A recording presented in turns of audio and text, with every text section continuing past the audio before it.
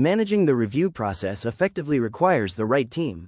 With PeerSubmit, you can easily add program chairs and reviewers to manage and evaluate submissions.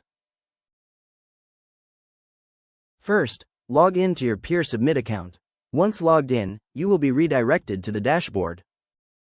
From the dashboard, click on View Conference, and then select the conference you want to configure.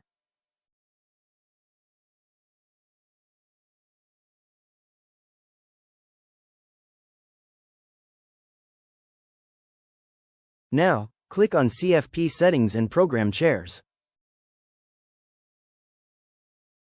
Program chairs play an important role in the conference workflow. They are responsible for overseeing the review process and making final decisions on submissions. In this section, you can add program chairs for the conference.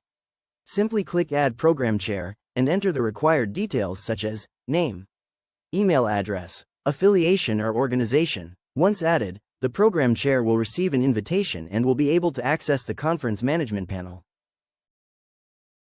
Next, we have the Reviewers section.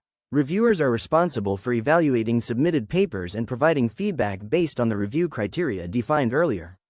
They play a crucial role in maintaining the academic quality and integrity of the conference.